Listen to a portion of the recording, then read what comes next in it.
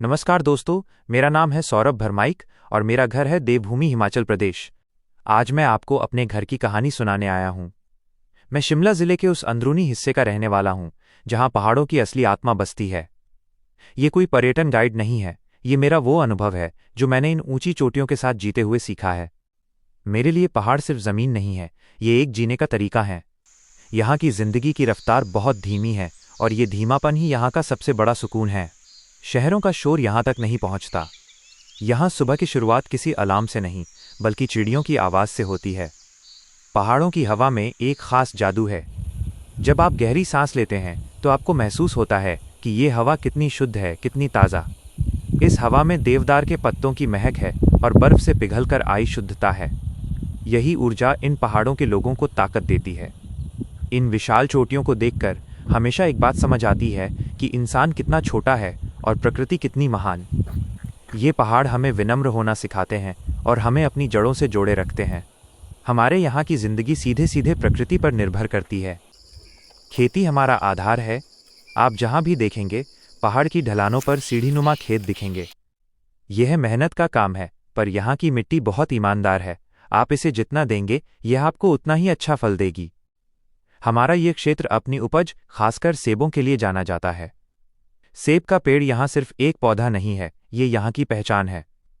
जब इनके बागों में फूल खिलते हैं तो पूरी घाटी गुलाबी और सफ़ेद रंग से भर जाती है। यह एक अद्भुत नज़ारा होता है।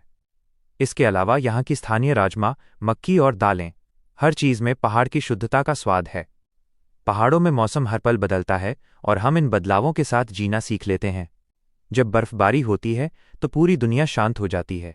बर्फ की मोटी चादर हर शोर को दबा देती है और उस मौन में एक अलग ही सुकून होता है। ये वक्त होता है जब हम सब घर के अंदर रहते हैं, आग के पास बैठते हैं और एक दूसरे से जुड़े रहते हैं। बारिश के मौसम में ये पहाड़ हरे भरे हो जाते हैं। हरियाली इतनी गहरी हो जाती है कि आंखों को ठंडक मिलती है। नदियों और झरनों का पानी बढ़ जाता है और उनकी आवाज़ पूरे वातावरण में गूंजती है। यह पानी जो सीधा बर्फ से पिघलकर आता है, किसी अमृत से कम नहीं है। हिमाचल को देवभूमि कहते हैं और ये हमारे लिए सिर्फ एक नाम नहीं है। हमारी पूरी जिंदगी आस्था और प्रकृति के सम्मान पर टिकी है। हम मानते हैं कि हर पेड़, हर पत्थर में देवता का वास है। यही कारण है कि यहाँ के लोगों में एक खास तरह की सादगी और ईमानदारी है। यहाँ के लोग बहुत मेहनती और स्नेही होते हैं। पहाड़ों ने हमें सिखाया है कि हमें मुश्किलों से डरना नहीं है, बल्कि उन्हें धीरज से सहना है। हम मेहमान का सम्मान करना जानते हैं। अगर आप यहाँ आएंगे तो हम आपको सिर्फ एक पर्यटक नहीं, बल्कि अपने घर का सदस्य मानेंगे। हमारे घर देखिए, ये लकड़ी और पत्थर से बने होते हैं। ये हमारी सदियों पुरानी समझदारी है। ऐसे घर जो ठंड को रोकते हैं और भूकंप का सामना करते हैं। यह सब प्रकृति के साथ तालमेल बिठाकर बनाया गया है। मेरा हिमाचल, मेरा घर, इस जगह ने मुझे सब कुछ दिया है। इसने मुझे सिखाया है कि जीवन में सबसे बड़ी चीज़ शांति है और ये शांति आपको इन पहाड़ों के अलावा कहीं और नहीं मिल सकती। मैं सौरभ भरमाइक आपको ये संदेश देना चाहता हूँ कि आप भी इन पहाड़ों की शुद्धता को महसूस करें। जब भी यहाँ आएं तो इस जगह का सम्मान करें। इसे उतना ही प्यार दें जितना ये हमें देती है।